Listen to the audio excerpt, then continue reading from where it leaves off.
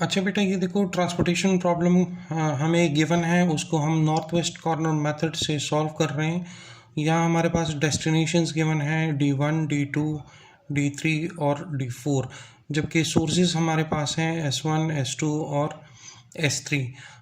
यहाँ पे कॉलम में हमें सप्लाई गिवन है और रो में हमें डिमांड गिवन है। तो आपने सबसे पहला काम क्या करना है, आपने इस सप्लाई को ऐड करना है और इस डिमांड को ऐड करना है और देखना है कि ये दोनों बराबर है या नहीं।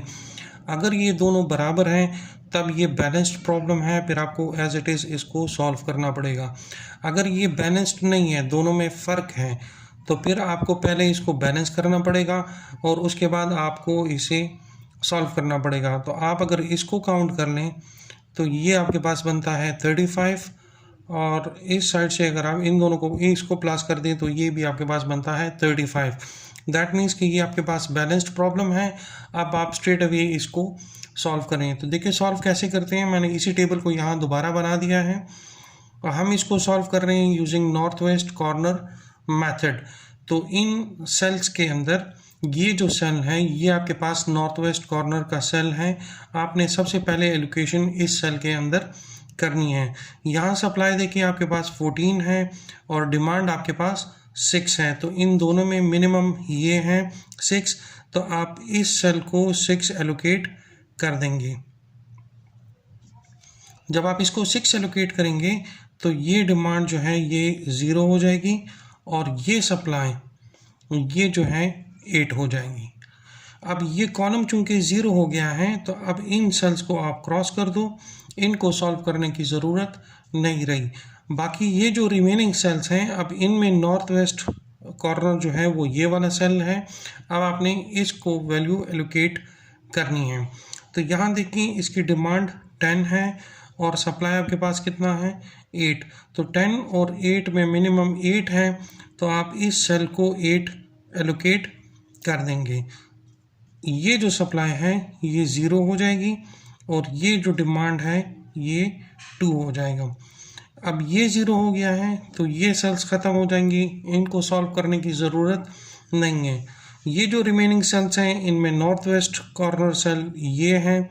अब आपने इसको एलोकेशन करनी है। डिमांड इसकी 2 है, सप्लाई इसकी 16 है, तो 16 और 2 में 2 मिनिमम है, तो आप इस सेल को 2 एलोकेट कर देंगे और ये 2 जो है ये 0 हो जाएगा और ये 16 जो है ये 14 हो जाएगा।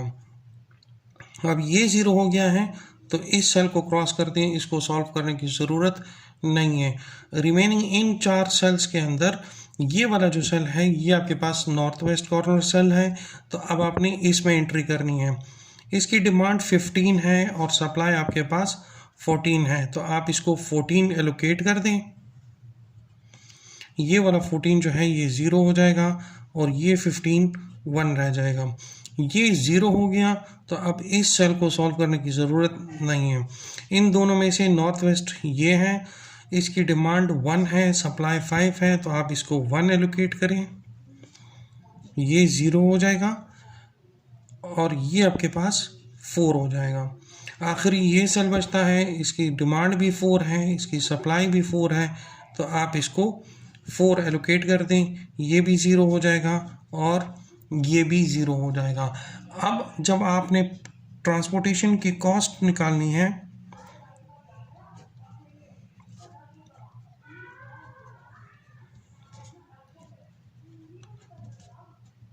तो ट्रांसपोर्टेशन कॉस्ट आपके पास क्या होगी, इनको आपस में मल्टीप्लाई कर दें।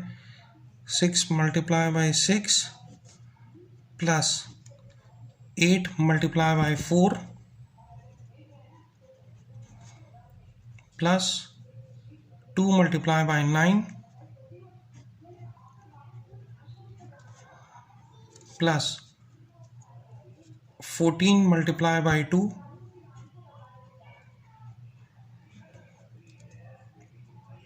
इसी तरह प्लस 1 मल्टीप्लाई बाई 6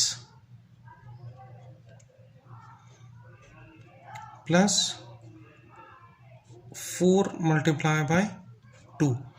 इनको अगर आप सॉल्व करेंगे तो आपके पास क्या वैल्यूज़ आएंगी, 6 into 6 36 plus 8 into 4 32 plus 2 into 9 18 plus 14 into 2 28 plus 1 into 6 इससे आ जाएगा 6 प्लस 4 into 2 इससे आ जाएगा 8। इन सब को जब आप एडअप करेंगे तो आपके पास वैल्यू आएगी 128। तो ये 128 बेसिकली आपकी ट्रांसपोर्टेशन की कॉस्ट होगी इस गिवन प्रॉब्लम के लिए। आई होप आपको ये मेथड समझ आ गया होगा। इस पे इंशाल्लाह आगे और एग्जाम्पल्स भी सॉल्व करेंगे। Thank you.